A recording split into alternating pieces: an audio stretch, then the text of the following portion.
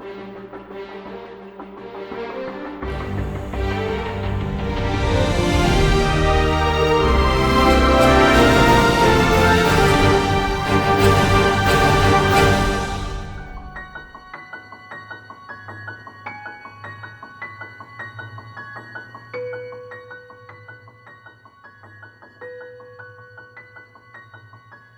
buenas noches, mi nombre es Angélica Rivera y para mí es un enorme privilegio el tener la oportunidad de poder compartir junto a ustedes en este tiempo de panel, donde vamos a estar revisando, refrescando las últimas 3 charlas que vimos acerca de la ira, del control, de la insatisfacción, aún en medio de la bondad de Dios. Y para poder responder estas preguntas, contamos aquí con Katy Geraldi, con Charbel Alhaj y con Odette Almanza. Me siento como en familia, en confianza, y como una conversación entre amigas, algo que disfruto mucho, como que podamos intercambiar ideas, crecer juntas, edificarnos. Y eso es justamente lo que queremos hacer. Y con respecto a la charla que se estuvo dando acerca del control, antes de entrar a las preguntas que ustedes enviaron, queríamos hacer como un extracto, como refrescar, porque muchas veces uno sale de una charla y uno dice, wow, qué charla tan buena, pero ¿qué tú aprendiste? Y como que se nos olvida. Entonces vamos a tratar de refrescar como lo que se habló. Y veíamos que la actitud controladora es esa actitud que busca tener el total control de toda situación o de toda acción. Entonces, el objetivo de esa mujer controladora es que ella procura que todo salga de la manera que ella entiende que debe de salir. Y lo hace al ejercer el dominio de las acciones, de las conductas, de los pensamientos de los otros. Y veíamos que muchas veces alguien pudiera decir, bueno, pero es que yo no soy, lo que pasa conmigo es que yo soy una persona muy organizada, que me gusta la excelencia. Y veíamos que no teníamos que confundir lo que era ser manipulador y ser una persona que busca hacer las cosas bien. La diferencia entre una cosa y otra está en la forma como tú buscas cumplir esos objetivos. Es decir, que la actitud controladora usa medios que no son piadosos. Entonces, algo muy interesante que vimos es que la raíz de una actitud controladora es la inseguridad. Y para mí eso fue algo chocante porque yo decía, bueno, cuando yo veo una gente controladora, es una persona como tan autosuficiente, tan segura, como que sabe hacer lo que le toca, que le gusta dirigir a otros porque tiene un don, tiene una inteligencia, una sabiduría especial, pero esos son los frutos, o sea, así es como se evidencia. Pero realmente viene de un corazón que está inseguro. Entonces, la teología del controlador básicamente son 2 cosas. Dios es digno de confianza. Yo tengo que controlar la situación, porque si yo no lo hago, porque si yo no intervengo, entonces a Dios se le va a pasar. Dios no tiene todos los detalles, yo tengo que tomar el control. Y otra teología que tiene el controlador es que trivializa la santidad de Dios. O sea, dice, pero que ese pecadito, eso es sencillo, ¿quién no habla una mentira? O sea, eso es para yo salir de esta situación. Entonces vimos que tenemos que cambiar nuestra mente y saber que tenemos que tener un temor reverente a la santidad de Dios. O sea, un pecado, por pequeño que sea, es importante para Dios y es pecado. Entonces, Charla, ya que tú hablaste acerca de este tema y nos hablabas que la raíz está en la inseguridad, quizás muchas de las mujeres que están aquí pudieran decir, ok, yo soy una mujer insegura. Pero ayúdame, o sea, ¿cómo yo salgo de mi inseguridad? Porque quizás yo soy insegura por heridas que yo he tenido, traumas, porque he confiado en la gente y la gente me ha fallado, porque me criaron de una manera que me hicieron ser así, la vida me ha hecho ser insegura. Entonces, ¿cómo tú pudieras ayudar a una persona que se siente insegura y cómo esa persona pudiera dejar el control? Gracias, Angélica. Parece que le volviste a ver el video. Hice la tarea, sí. Gracias, muy buen resumen. Bueno, la inseguridad es no estar segura, obviamente, como dice la palabra. Entonces, cuando yo no me siento segura es porque entiendo que puede pasar algo que no me beneficie, algo que me perjudique, o que voy a dar una impresión incorrecta al otro, o el otro va a tener una percepción diferente de mí. Entonces yo siento que no estoy haciendo lo mejor, me siento insegura, va a pasar algo que a mí no me gusta. Entonces, así como Eva se sintió insegura, que ese fue el ejemplo que yo puse, al dejar quizás que la presencia de Dios, en el momento que la presencia de Dios partió, la presencia constante, ¿no? Y que el pecado moró entonces en ella, pues ella comenzó a sentirse insegura y tomar el control. Y al final mi inseguridad es falta de conocimiento de Dios. Por eso yo decía que el controlador, que es un inseguro, tiene una teología incorrecta. Piensa eso, lo que tú dijiste, piensa que Dios no es suficiente, o sea, tiene un concepto de la santidad de Dios errado. Y tiene un concepto de Dios muy pequeño. Dios no me ama, Dios no se preocupa por estas cosas pequeñas, Dios está más interesado en cosas más grandes, etc. Entonces, curar mi inseguridad es básicamente conocer más al Dios que está en control. Cuando yo conozco ese Dios que me ama, que dice la palabra que está en control, que es todopoderoso, cuando yo lo conozco, yo descanso y yo no me siento que estoy en un lugar o que las cosas pueden salir de una forma que me perjudica. Nosotras las cristianas debemos entender que todo lo que pasa a mi alrededor ha sido permitido por ese Dios de amor a quien yo debo de conocer y en quien yo debo de confiar. Así que mi actitud controladora producida por la inseguridad se cura, se sana conociendo al Dios que se ha revelado a través de la palabra. Y ahí yo en la charla pues puse varios ejemplos de cómo de forma práctica cómo yo puedo dejar el control, que era lo que tú también preguntabas. Y lo primero era, recuerden, evaluarse o dejar que otro te evalúe. Y una vez que tú tengas, o sea, que ya tú te des cuenta o que el otro se dé cuenta o te diga de tu inseguridad, pues arrepentirte, tal vez restituir. Y después de eso también aprender a conocer de tu Dios. Y ese Dios lo conocemos a través de la Biblia. Y lo último era accionar en pos de lo que yo conozco que Dios es. Si yo sé que Dios está en control, yo suelto. Si yo sé que Dios todo coopera para bien, pues yo ya no interfiero. Entonces, así sucesivamente. Yo no sé si Katy y Odette quieran abundar un poco más. Sí, estoy totalmente de acuerdo, pero hay otra cosa que quería decir, porque muchas veces nosotros cuando sentimos inseguros, pensamos que somos las únicas. Y todo el mundo, 100% de la gente en el mundo son inseguros. Y eso viene de Génesis, cuando el Señor lo echó del huerto y puso un ángel allá que ellos no podían entrar, ya comenzó la inseguridad. Yo vi un estudio hace muchos años por 2 psicólogos cristianos, lo voy a cortar chiquito, pero la idea era un censo, ellos mandaron preguntando cuánta gente eran inseguros y 85% de las personas admitieron que eran inseguros. Pues ellos decidieron entrevistar las 15% que no eran. Y ellos eran tan inseguros que no podían admitirlo. 100% de nosotros somos inseguras. Pues eso como somos, nosotros tenemos que conocer a Dios. Cuando Él lo echó del jardín, ya inseguridad comenzó porque era para ser inseguro, ya no estaba caminando con Dios. Cuando nosotros comenzamos a caminar con Dios, de nuevo, como tú dices, ya esa seguridad en Dios, no nosotras, en Dios es que nos cambia.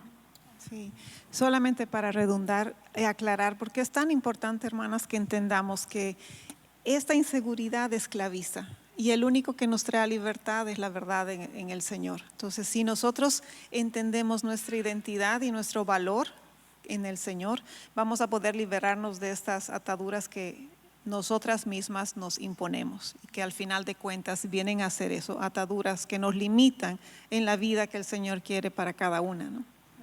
Y qué importante uno poder hablarle verdad a nuestra alma, porque muchas veces reaccionamos de una manera insegura porque pensamos de una manera que no es bíblica. Entonces, hablarnos constantemente conforme a la verdad. Y quizás el caso viene de que nos encontramos con personas que son controladoras y que nos imponen exigencias a veces exageradas y personas que son irresponsables. Katy, ¿tú pudieras hablarnos acerca de eso? O sea, ¿está correcto que yo pueda decirle que no a una persona cuando tiene necesidades repetitivas de una manera irresponsable? Porque está el punto de que la Biblia nos dice de que nosotros tenemos que ser mansas, que tenemos que perdonar, que tenemos que dar la milla extra, que podemos tener la otra mejilla. O sea, ¿está correcto que yo le diga que no cuando es una persona así que está ejerciendo un control sobre mi vida? Definitivamente. Sí, tenemos que amar, tenemos que hacer toda esa cosa, pero si yo estoy empoderando a alguien en su pecado, yo estoy haciendo cómplice con ese pecado. Pues en amor yo necesito decir que no, pero también decir por qué estoy diciendo que no. Primero yo digo, ora antes de hablar con la persona, porque la oración no solamente para mí, que me da las palabras que yo debo decir, pero que toca el corazón de la persona con quien yo voy a hablar, porque obviamente es el Señor que cambia el corazón, es el Señor que nos da el poder para hacer todo eso. Y después yo creo que tenemos que sentar, hablar con la persona y expresar primero el amor que uno tiene para esa persona. Y también en la oración, yo creo que debemos decir a la persona que el Señor está presente con nosotros ahora. Nosotros vamos a hablar en la presencia del Señor. De hecho, quiero leer Proverbios 15:3, que dice: en todo lugar están los ojos del Señor, observando a los malos y las buenas. Y también, después de expresar su amor, le dice que la razón que estoy haciendo esto es por amor de esa persona. Esa persona no está mejorando en sus acciones y yo no estoy ayudándole a mejorar. Y si yo soy un ser, si esa es la forma que el Señor nos hizo, nosotros tenemos que ayudar a las personas alrededor a crecer. Ahora, tiene que ser paciente y firmes, porque probablemente la reacción que va a recibir de esa persona no va a ser positiva. Hay algunos, pero yo creo que la mayoría no. La mayoría van a ser de una forma negativa, quizás en principio no va a entender, pues tiene que tener su firmeza, pero al mismo tiempo en amor, en una forma suave, explicar todo. Porque Proverbios 15:1 dice: la suave respuesta aparta el furor, mas la palabra hiriente hace subir la ira. La otra posibilidad es quizás ayudar a la persona, pero bajo condiciones. Ok, yo te voy a ayudar con esto, pero tú tienes que hacer X. Y si no lo haces, entonces yo no puedo seguir ayudándote. Y hasta, por ejemplo, uno podría, vamos a decir que está siguiendo las peticiones o las condiciones que tiene. Entonces, quizás, por ejemplo, si es dinero que está dando, bueno, mira, yo lo presté, no sé, $1,000 y tiene que pagarme $100 semanal. Pues si hemos llegado a 500 y ha pagado, ok, saldado, no tiene que pagar el otro 500. Puede ayudarlo, pero tiene que ser en una forma que le enseñe a ser responsable. Excelente. Yo creo que no tenemos que tener miedo, hermanos, hermanas, de cumplir lo que la Biblia nos exhorta. En 1 Tesalonicenses 5 claramente nos habla de que podamos exhortar y amonestar a los ociosos, digamos en este caso. Y muchas veces el tema de irresponsabilidad se genera por una falta de disciplina.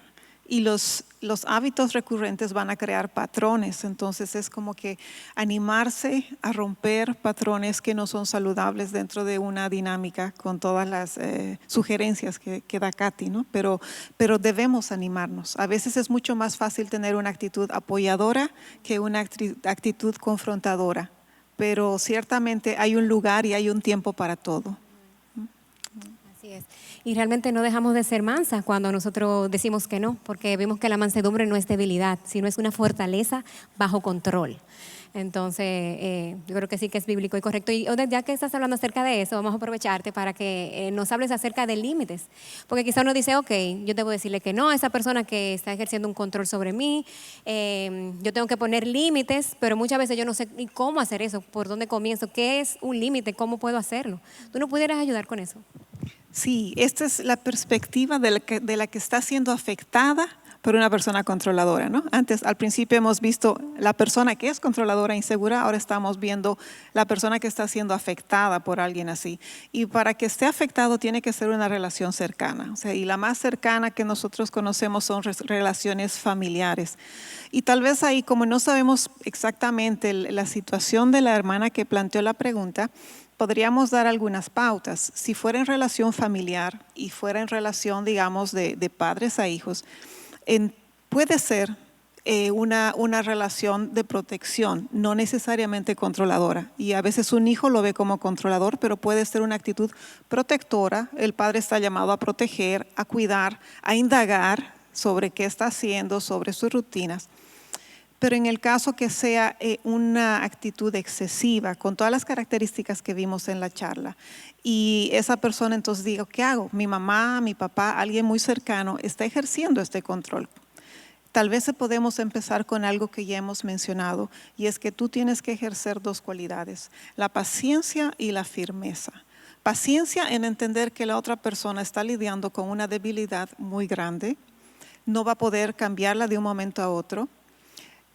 Firmeza, porque ciertamente tienes que aprender tú a expresar las opiniones.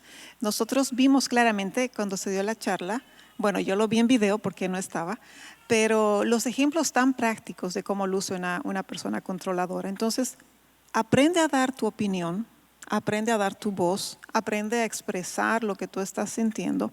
Cuando es esa relación cercana, nosotros tenemos la idea de que no debemos expresar y debemos saber expresar opiniones, pero también recuerda lo que nos dice Colosenses 3:13, que debemos aprender a soportarnos unos a otros y perdonándonos unos a otros. Tal vez a ti te toque tener que soportar a una persona controladora cerca, pero tú no sabes lo que ella está teniendo que soportar de ti. Entonces, las debilidades de uno y de otro nos permiten acercarnos al Señor, nos permiten crecer al Señor. Tú no vas a cambiar a esa persona.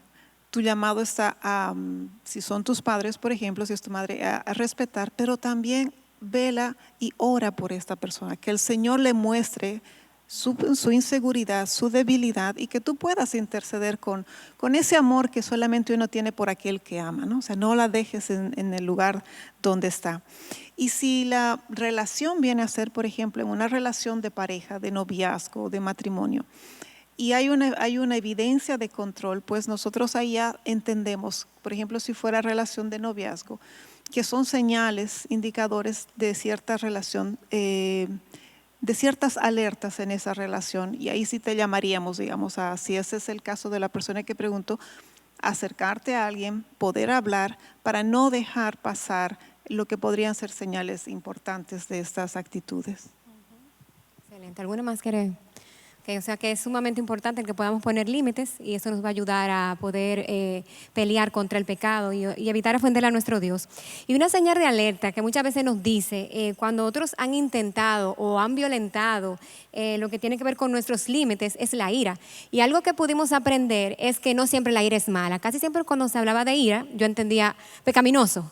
Pero vimos de que hay dos tipos diferentes de ira. Hay una ira justa, que es cuando yo me indigno, me molesto, cuando el estándar moral de Dios se ha transgredido, cuando se ha pecado contra Dios. Y hay una ira que es injusta, que tiene que ver ya cuando yo pierdo el control desmedidamente, tiene que ver cuando ya está enfocada en mí, en mis necesidades, en mi espacio, o sea que tiene que ver conmigo. Y el hecho de ver en la Biblia de que Dios se aira, de que Jesús se airó, pero sin pecado. El hecho está en que nosotros, guardando la distancia, en muy pocas ocasiones nos airamos sin pecar, porque nosotros no nos airamos por las cosas que Dios se aira, o sea, casi siempre tiene que ver con nosotros. Entonces, mi ira es injusta, ya dijimos, cuando el enfoque está en mí, y cuando yo ataco el problema, yo ataco a la persona y no al problema. Entonces vimos en Proverbios 29:11 que el necio da rienda suelta a la ira, pero ¿qué hace el sabio? El sabio la reprime. Entonces, la consecuencia de una ira no resuelta es que trae resentimiento. Yo no he expresado esa ira, ese dolor que está por dentro. Y luego eso se convierte en una amargura y viene a llegar a ser una hostilidad, donde ya yo no quiero ver a esa persona, lo cual viene trayendo una enemistad y luego el rencor, cuando ya vienes pasando un deseo donde tú quieres venganza, donde tú deseas mal a esa persona. Entonces, la verdad es que este tema de la ira es de vital importancia porque veíamos que casi más del 50% de las personas que vienen a consejería es buscando ayuda con problemas de ira que ellos tienen o con problemas de ira que tienen con personas que están alrededor. O sea que es importante que podamos hablar acerca de esto. Y nosotros hemos recibido una pregunta que, Katy, quisiera que nos ayudaras. Es una esposa que dice, ¿qué recomiendan a una esposa que constantemente es objeto de ira por parte de su esposo? Ha pasado por eso de pedir perdón por cosas que ella no sabe ni siquiera si hizo, solamente por mantener la paz. Ella ha ido a consejería, pero el esposo no, porque él entiende que él no tiene problema. Él dice, cuando yo entienda que yo tengo un problema, yo voy a ir a consejería. Entonces, mientras tanto, ella sigue siendo objeto de su ira.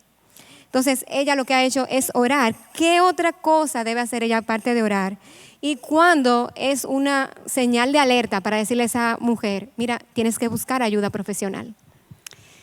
Es un poquitico difícil contestar esa pregunta sin tener más conocimiento.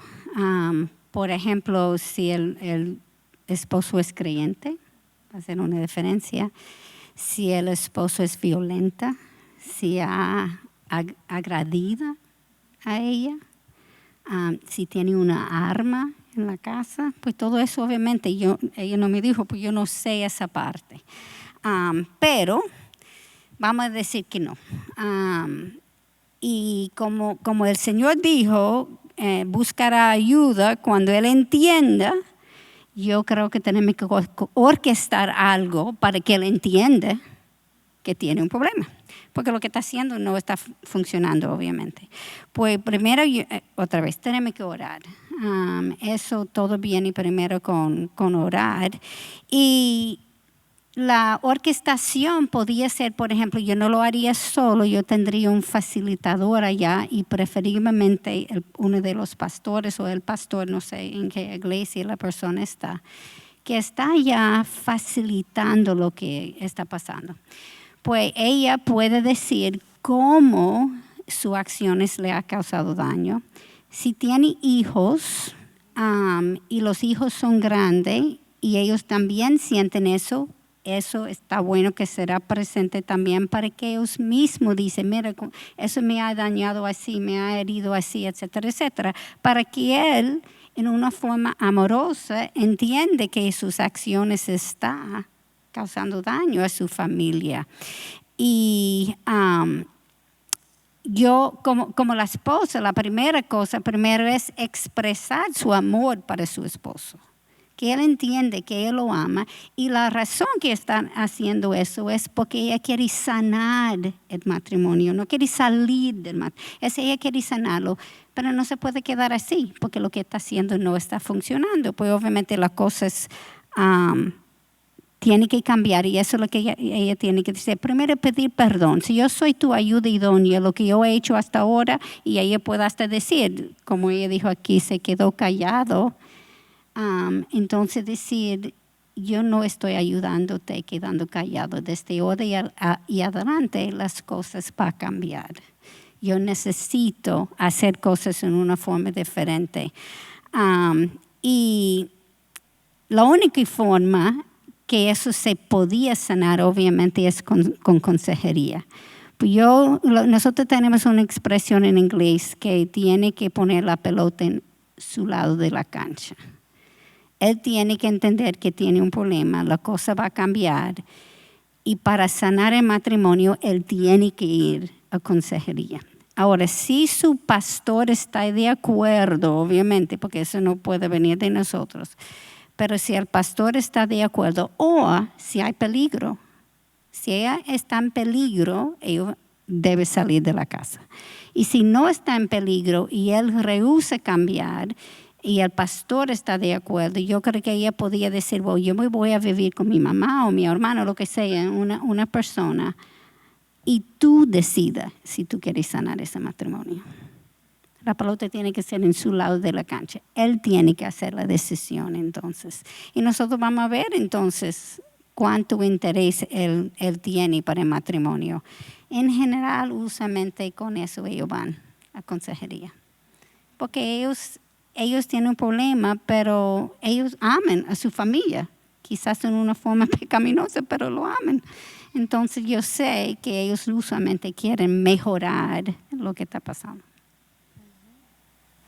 Sí, yo quisiera también comentar que el problema de la ira, porque la pregunta cautiva, o sea, yo escucho esa pregunta y con que no conocemos muchos detalles me duele. O sea, es una situación ciertamente muy fuerte la que ha planteado esta persona. Y es alentarla a que recuerdes que el problema de la ira, que no se maneja, que no se trata, causa heridas y causa ciertamente una disfuncionalidad en la familia. Entonces, si eres parte de la iglesia, usa la iglesia como una herramienta donde tú puedas encontrar refugio, apoyo, no te sientas sola, no te aísles en esta situación. Hoy esta pregunta salió para un panel, pero probablemente es la realidad de alguien o de más de una persona. Entonces, no se escondan detrás de una pregunta por escrito, sino siéntanse que la iglesia es el lugar donde está también para proveerles recursos, para proveerles un espacio, para proveerles consejo.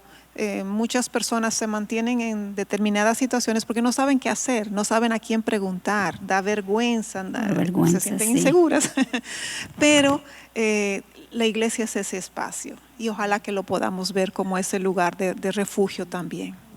Y otra cosa, Angélica, que quería agregar, recuerden que la ira tiene detonantes, puede ser, dijimos, por miedo, por frustración, ¿me recuerdan las otras? Ya se me olvidaron, pero tenían 4 detonantes. Entonces tú como esposa quizás pudieras pedirle al Señor que te ilumine y te enseñe qué es lo que está detonando la ira de tu esposo para que tú vayas y seas más precisa en qué es lo que está pasando.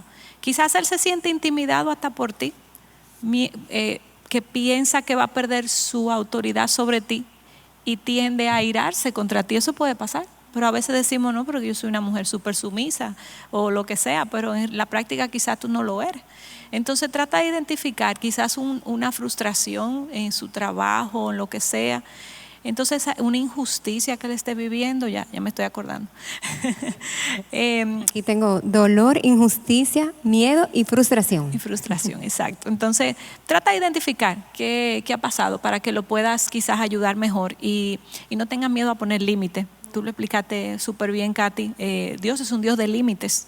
Él ha puesto límites y nosotras también podemos ponerlos. Pero recuerden este versículo: nada hagan por egoísmo y nada hagan por vanagloria. Así que cuidado cuando pongan un límite que no sea por una ambición personal. Y que muchas veces nosotros pensamos que el problema solamente lo tenemos nosotros, o sea, nadie más está luchando con eso en la iglesia. O sea, si se enteran de que yo tengo problemas familiares, matrimoniales, o sea, somos una familia. Entonces que podamos venir humildemente buscando ayuda y poder recibir el apoyo de lo uno a los otros, no juzgándonos, sino de verdad amándonos. Pero entonces cuando el problema está, digamos que con una vecina, y tengo aquí el caso. Oye, qué interesante. Dice, yo tengo 4 años con una vecina difícil.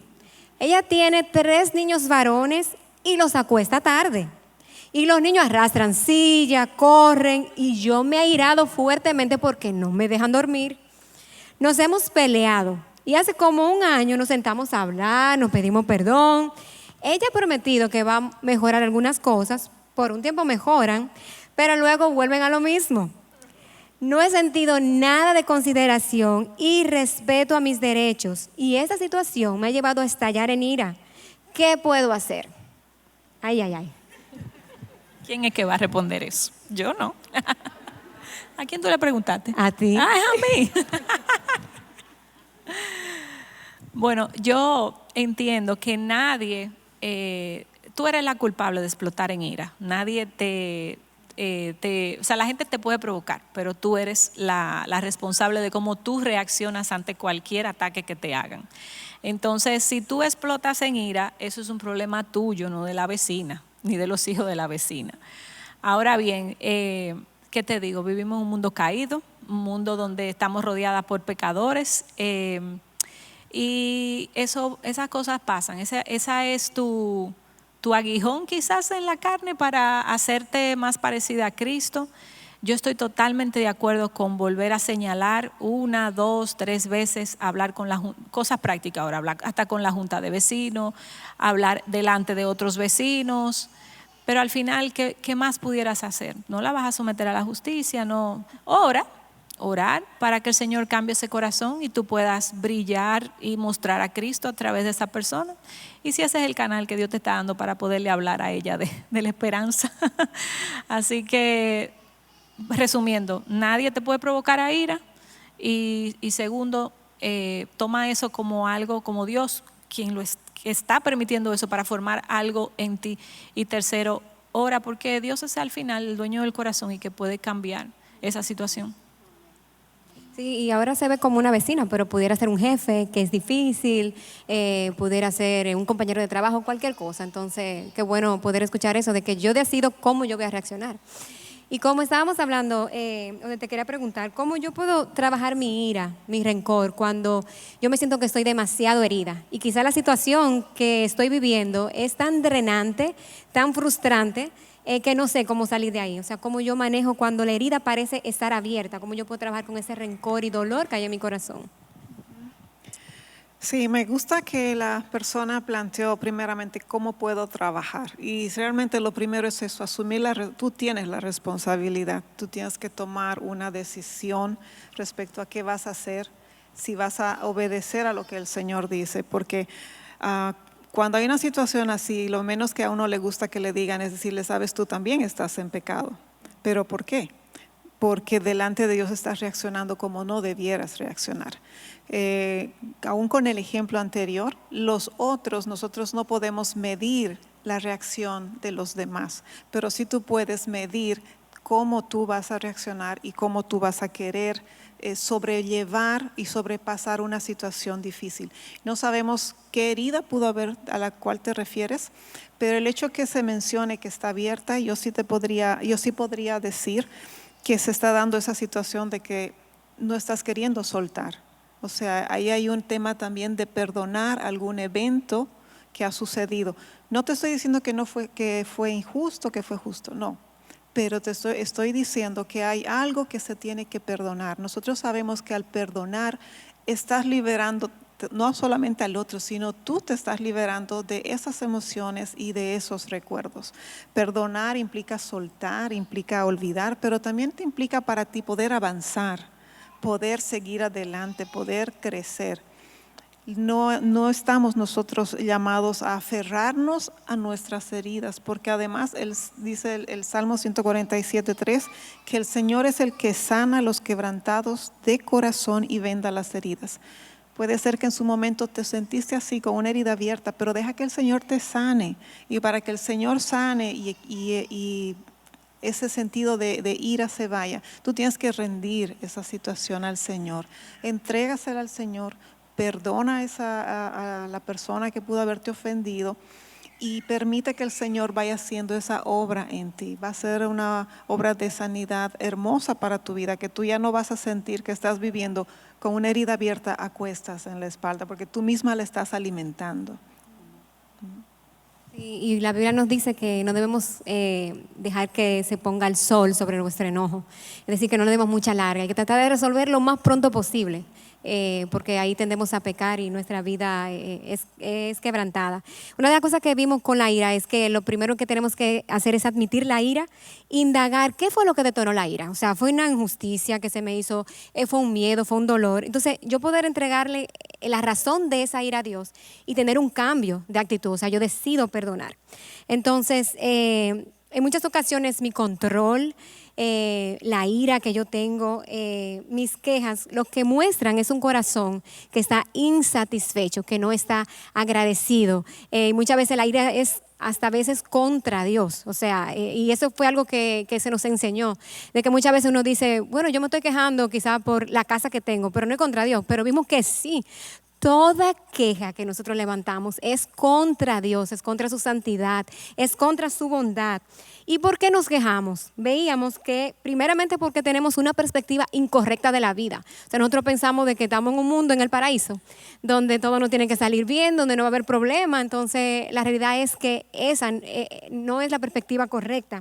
Y número 2, nosotros dudamos del plan de Dios. O sea, muchas veces nosotros no lo decimos con la boca, pero como actuamos, reflejamos de que estamos dudando de que el plan que Dios tiene para mí es el mejor. Entonces, ¿cómo yo debo responder a la insatisfacción? Yo debo aceptar que Dios es el que está enviando esa situación a mi vida. Yo debo arrepentirme y yo debo tener una actitud de agradecimiento. Y eso se nos dice en la Biblia, que dad gracias al Señor por todo. Entonces, ¿qué sale de nuestras vidas cuando las circunstancias de la vida me aprietan? Y eso es lo que me encanta. O sea, el ejemplo que se dio, si tú tienes una pasta de diente y tú la aprietas, lo que va a salir es pasta. Entonces, cuando las situaciones adversas llegan, si lo que sale de mí es rencor, es amargura, dolor, frustración, eso muestra lo que hay en mi corazón.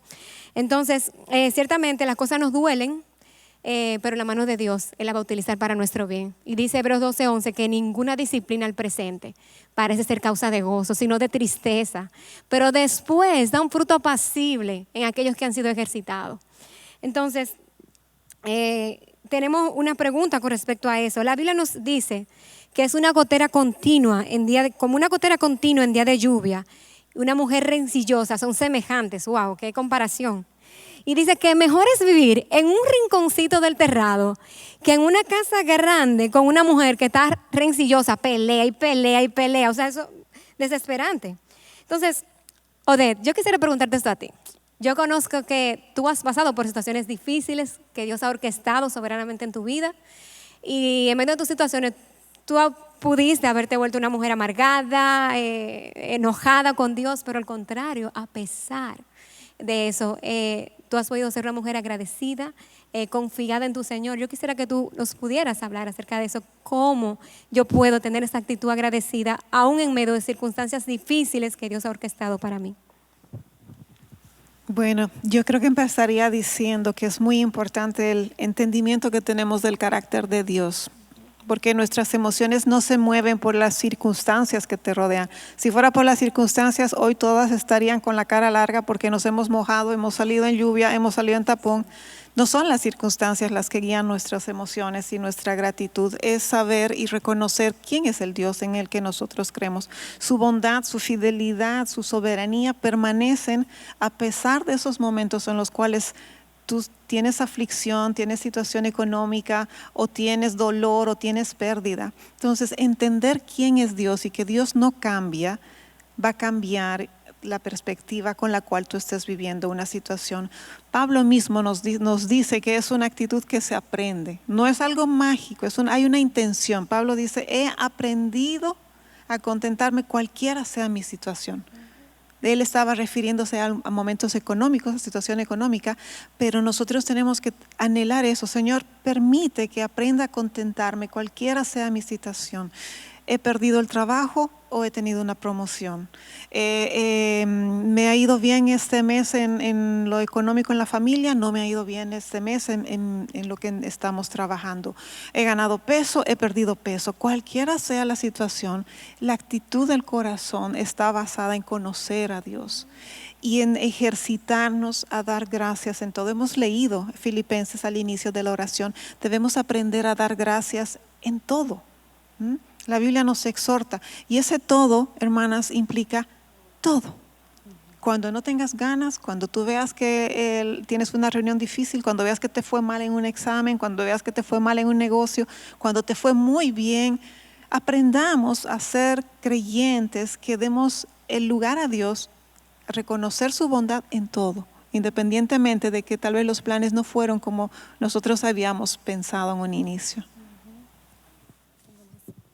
Y hay una pregunta que en esa charla de la insatisfacción surgió, y es que se está hablando acerca del texto de 2 de Pedro 1:3, y se lo voy a leer.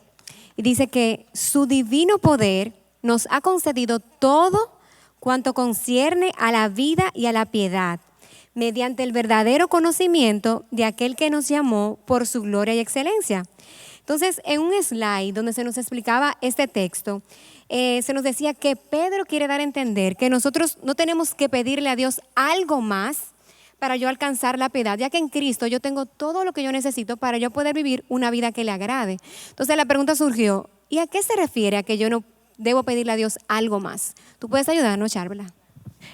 Para hacerlo como práctico, lo voy a ilustrar con el ejemplo del cuerpo humano, un bebé. Cuando el bebé nace, si Dios permite que nazca completo, con sus piernas, brazos, un bebé completo, ¿cierto, doctora? Así, completico. Entonces, normal, exacto. El bebé ha nacido con todo. Tú no puedes pedir nada más porque lo tiene todo.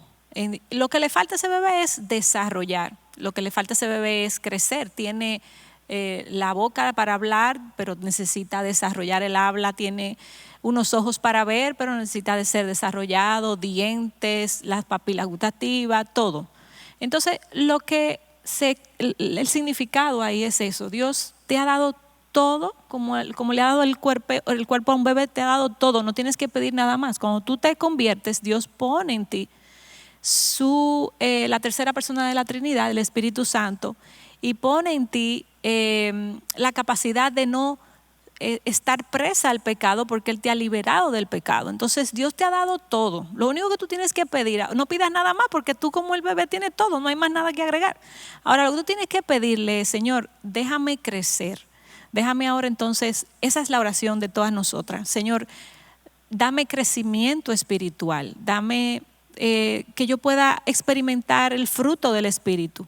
Y entonces ahí es que debe de estar mi oración. Yo creo que Cornelia lo explicó bien, pero quería hacer esa distinción para que no haya duda en cuanto al significado en el original del texto. Porque surgió también la inquietud de decir, ok, entonces yo no tengo que pedirle al Señor que me ayude a vivir una vida piadosa. O sea, a eso es lo que se refieren y claramente que no. O sea, Dios quiere que nosotros le pidamos de una manera diligente para que Él nos ayude a vivir una vida santa. Y quería agregar, Angélica, ahí que yo tenía este versículo para compartirlo. Nosotras estamos completas en Él y eso está en Colosenses 2:10. Nosotras hemos sido hechas completas y no nos falta nada. Entonces, en el sentido de cuando Él da su gracia sobre nosotras lo tenemos todo, no tenemos excusa. Eso es un problema, pero al mismo tiempo es una bendición, porque lo tenemos todo, estamos equipadas, no nos falta nada. Así que sí, yo creo que lo que pasa es que a veces no lo creemos. Entonces tenemos que como que adueñarnos de eso, creer que eso es cierto porque su palabra lo dice. Y dice que es de la confianza que tenemos delante de Él, que si pedimos cualquier cosa conforme a su voluntad nos oye. O sea que vamos a pedirle por eso, de que nos ayude a vivir una vida santa. Pero la pregunta del millón que pudiéramos hacer aquí es, ok, se nos ha enseñado muchísimo, o sea, no podemos decir que tenemos falta de conocimiento. Gracias a Dios somos una iglesia donde se nos enseña sana doctrina, tenemos conocimiento, pero ¿por qué en muchas ocasiones no crecemos? ¿Por qué nos cuesta tanto obedecer? ¿Por qué que se nos olvida o lo tenemos solamente aquí? ¿Cómo debemos vivir? Pero eso nos baja al corazón. Katy, ayúdanos con eso. Como no, antes de contestar eso, la analogía me encanta del bebé, porque sí, el bebé tiene todo, pero tiene que aprender a hablar, tiene que aprender a caminar, tiene que aprender lo que sea. Y eso es lo mismo, cuando nosotros venimos a Cristo, nosotros tenemos muchas ideas que no son bíblicas. Entonces nosotros tenemos que aprender la palabra para que nosotros podamos ya aprender a caminar con el Espíritu Santo. Y el problema es que nosotros tenemos corazones engañosos, que es Jeremías 17:9. Tenemos mentes entenebrecidas, Efesios 4:18. Naturaleza pecaminosa, según Isaías 64:6. Romanos 3:10 dice, no hay uno justo ni hay uno. Y sin embargo, Él nos dice que tenemos que caminar como Él quiere que camine. Pues nosotros tenemos que cambiar la forma que pensamos. Ya que Él me dio la salvación, me dio el Espíritu Santo, ahora yo necesito leer y aplicar lo que estoy leyendo en la Biblia. Romanos 12:2 dice, no os adaptéis a este mundo, sino transformaos mediante la renovación de vuestra mente para que verifiquéis cuál es la voluntad de Dios, lo que es bueno, aceptable y perfecto. Pues nosotros tenemos que aprender lo que es agradable a Dios. Y entonces, después de venir a Cristo, ¿verdad? Ya tenemos la morada del Espíritu Santo. Él nos va a ayudar. Por eso tenemos todo. El Espíritu Santo mora en nosotros, pero yo tengo que poner atención en lo que Él me dice, ¿verdad? ¿Cómo se renovar la mente? Bueno, Santiago 4:8 nos dice, acercaos a Dios y Él se acercará a vosotros. Limpiad vuestras manos, pecadores, y vosotros de doble ánimo, purificad vuestros corazones. Pues, ¿cómo es que acercamos a Dios? En el libro de Donald Whitney, las disciplinas espirituales, él dice, primero, escuchar la palabra. Segundo, leer la palabra. Tercero, estudiar la palabra. 4 es memorizar la palabra. 5 es meditar sobre la palabra. Y lo último es aplicar la palabra. Todo es la palabra. Eso es donde aprendemos. La única forma que yo puedo saber qué hacer es estudiando en la palabra. Y honestamente, todos esos pasos son necesarios, pero yo he encontrado en mi vida que hasta que yo comencé a aplicarlo, yo me quedé igual. Yo estudiaba, yo leía, yo tenía que ponerlo en práctica. Y cuando yo comencé a ponerlo en práctica es cuando yo no solamente aprendí, primero que era bueno, porque yo vi los resultados. Aunque uno dice, ay, sí, Dios sabe lo que está, Él es perfecto, sí, Él siempre tiene razón. Y después viene una cosa, eso no va a funcionar. Y como, hello. Uno dice una cosa, pero el corazón dice otra. Y yo necesito reemplazar ese crecimiento. Pues muchas veces es en la última que nosotros fallamos. Y necesitamos morir a nosotros mismos. Nuestros deseos, nuestros anhelos, nuestras ideas, nuestras motivaciones. Y aplicar lo que estamos averiguando o no va a cambiar. Y es increíble porque cuando uno comienza a hacerlo, Jesús te manifiesta. Eso se lee en Juan 14:21. El que tiene mis mandamientos y los guarda, eso es el que me ama.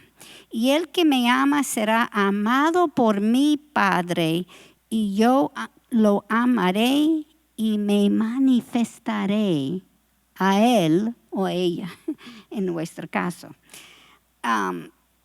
Es difícil explicar algo sobrenatural, pero después que tú lo experimentas, tú quieres más. Porque tú sientes esa presencia. Es algo, como yo dije, hasta que yo comencé a obedecer, es cuando, oh, wow, eso sí funciona. Y yo tengo que escuchar el Espíritu Santo. Yo lo tengo dentro de mí, pero la palabra dice, no apaguéis el Espíritu Santo. Primero de Tesalonicenses 5:19. Ignorar la guía del Espíritu Santo es pecado. Y cuando yo estoy en pecado, el pecado me ciega. Y cuando yo estoy ciega, yo no estoy oyendo el Espíritu Santo, pues yo tengo que volver, pedir perdón y entonces comienza a aplicar lo que estoy leyendo en la Biblia. Y eso yo lo puedo decir porque yo lo viví, ya yo soy mayor, probablemente de mayor gente aquí. Es algo increíble. Cuando tú te sientes esa manifestación del Señor, tú no quieres quitar de su presencia. Pero tiene que experimentarlo. Cuando la gente me ha hablado en el pasado, el gozo del Señor, sí, el gozo del Señor, pero hasta que yo experimenté el gozo del Señor, eso es diferente de lo que... Cuando tú experimentes eso, créeme, tu vida cambia. Y para poder experimentar ese gozo, esa manifestación del Señor, es imprescindible el arrepentimiento. En una etapa de mi vida yo pensaba que arrepentirme era que yo sentía culpa por mi pecado y le pedía perdón a Dios. Pero eso no es arrepentirse. Mucha gente puede sentir culpa, como Judas Iscariote va y se suicida, o sea, se quita la vida. Pero el arrepentimiento tiene que ver con que yo siento dolor por mi pecado, yo le pido perdón a Dios, pero yo hago un cambio de mente y un cambio de dirección, una vuelta en U. O sea, yo digo, ese pecado no lo voy a volver a cometer, yo lo abandono, yo lo rindo, yo lo dejo y tengo una fuerte convicción de que ahora en adelante yo voy a vivir para la gloria de Dios y para obedecerle. Entonces, para poder experimentar ese gozo es necesario el arrepentimiento con esos pasos. ¿Y cuál sería el peligro entonces de yo no tener una vida de obediencia? Aún yo sabiendo, nosotras sabiendo lo que tenemos que hacer, ¿cuál sería el peligro en nuestras vidas de vivir sin obedecer? Odette, ¿puedes ayudarnos? Obviamente, el primer peligro de no vivir en obediencia es justamente estar apartado de Dios. Es vivir una vida apartada del Señor, y creo que después de la explicación que ha dado Katy de lo que significa, de los pasos para obedecer al Señor, estar del otro lado es lo más trágico que nos pueda pasar. Entonces, si no tenemos el entendimiento claro de que ciertamente no obedecer implica estar lejos del Señor, entonces nuestras almas y nuestros corazones deberían estar en temor. Deberían ciertamente querer buscar acercarse al Señor. No obedecer a Dios es rechazar su bondad. No obedecer a Dios es no dar por verdad lo que Él dice que es verdadero, lo que Él dice que es importante. Es no estar de acuerdo en que sus estatutos y sus mandatos y sus principios son los que mi vida necesitan, como esposa, como hija, como ciudadana. O sea, Dios nos ha dado instrucciones para todas las áreas de nuestra vida, y si no las obedecemos estamos diciendo, Señor, no es verdad que esto es suficiente, yo tengo mi estilo de vida. Entonces estamos viviendo apartadas y alejadas de Dios. Quisiera añadir, si yo no estoy viviendo en abundancia, yo no voy a tener el gozo del Señor y tampoco voy a tener la vida abundante que Él quiere regalarme. Yo estoy rechazándolo. O sea, que nosotras somos la que perdemos. Y siempre recuerdo que el pastor Miguel en una ocasión nos hablaba y nos decía en un devocional, si tú tienes un pecado en tu vida, ríndelo lo más rápido que tú puedas. O sea, no le dé larga, porque tú vas a ser el beneficiado. Y wow, qué bendición ha sido eso para mí. Y muchas veces uno cree como que no, yo no puedo rendir ese control porque no me va a convenir, pero Dios es un Dios sabio y Él sabe lo que Él nos pide. Entonces, Charla, en Santiago 1:22 se nos dice que seamos hacedores de la palabra, no solamente oidores, porque cuando somos solamente oidores lo que hacemos es que nos engañamos. Entonces, ¿cuál consejo podríamos tener para entonces vivir una vida de obediencia mejor? Sí, a mí me sorprende mucho. El libro de Santiago habla mucho de eso. La fe sin obras es muerta. O sea, nuestras obras no son para salvación, como se nos enseñó quizás en la fe pasada, sino son una muestra de nuestra salvación. Si nosotras no obedecemos, si no accionamos, decimos, es una muestra quizás de que ni siquiera hayamos conocido al Señor. Y Dios dice, Jesús en sus propias palabras, Juan 14:24 al final dice, el que no me ama no me obedece. Entonces, yo creo que un incentivo importante para yo comenzar a obedecer es mostrar el amor a Dios. O sea, Señor, yo te amo y yo quiero mostrártelo con mis acciones. Nosotras que hemos tenido la bendición de tener un buen padre, yo he tenido un buen padre terrenal, cuando estaba bajo su sujeción, yo lo obedecía.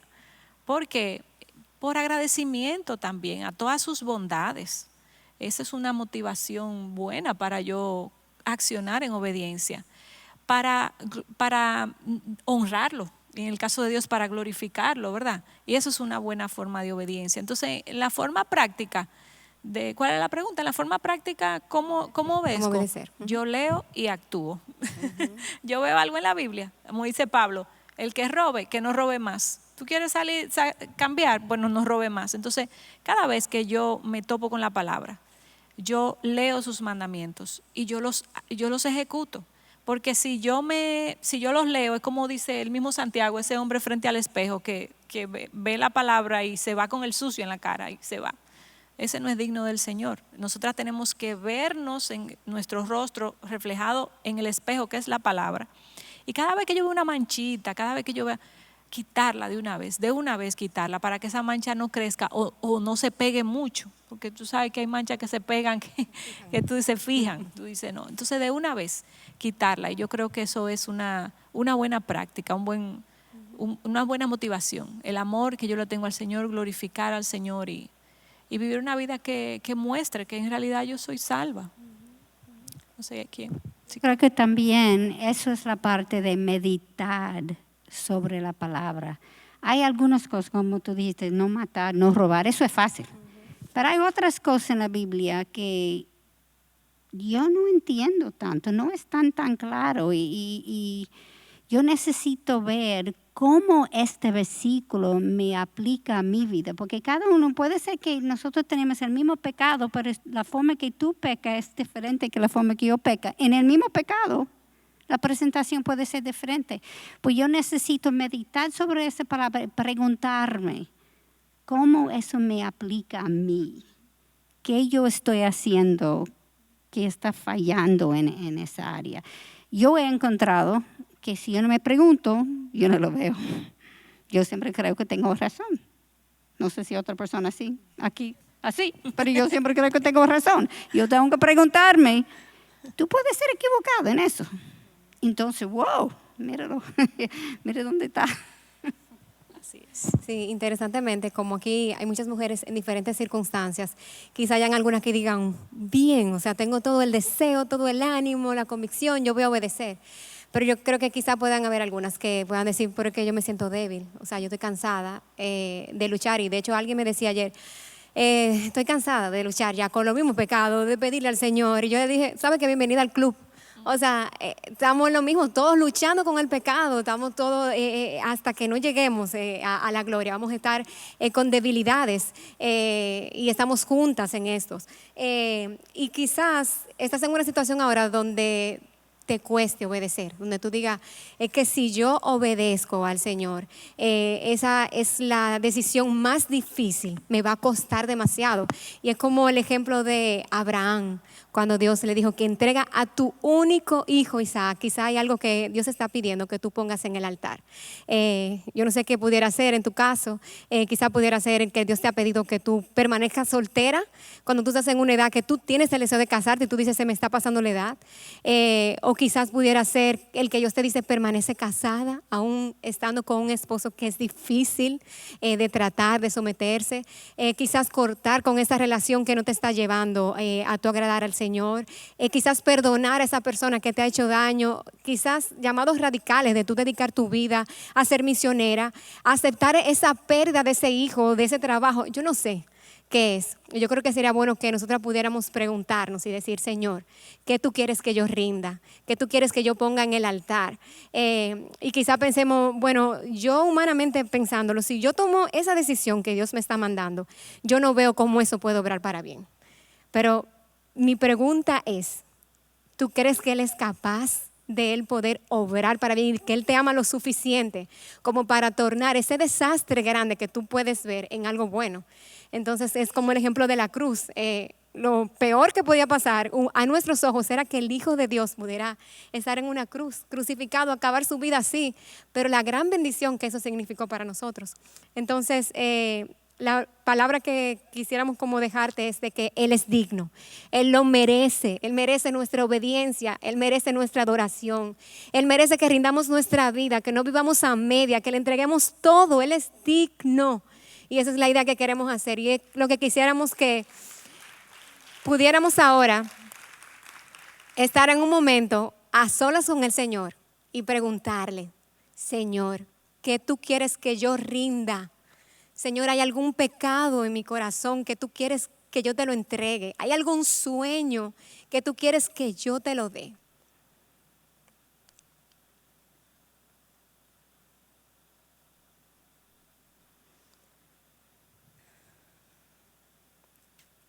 Señor, y venimos humilladas delante de ti, reconociendo, Señor, que tú eres Dios soberano, sabio, que tú sabes lo que hace y nosotras no sabemos, Señor.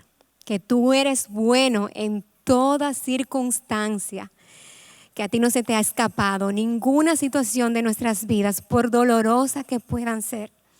Gracias, Señor, porque tú eres fiel y porque podemos confiar en ti.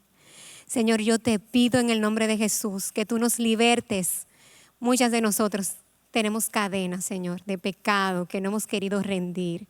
Yo te pido que nos perdones, Señor, que tú nos ayudes a ser libres, a quitarnos ese peso de encima del pecado que nos agobia y a poder correr esta carrera de una manera que traiga gloria a tu nombre, Señor, porque tú has dado todo por nosotros y ahora nosotros queremos vivir para ti.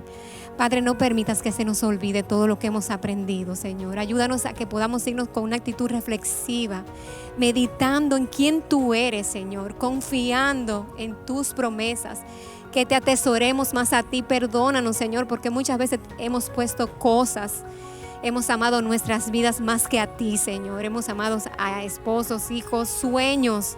Hemos pensado que necesitamos cosas para estar completas. Tú eres, Señor, lo que necesitamos. Y a ti te adoramos, Señor, y te pedimos que tú traigas un avivamiento en nosotras, Señor. Que tú nos transformes, Señor, para la gloria de tu nombre. A ti te adoramos en el nombre de Jesús. Amén.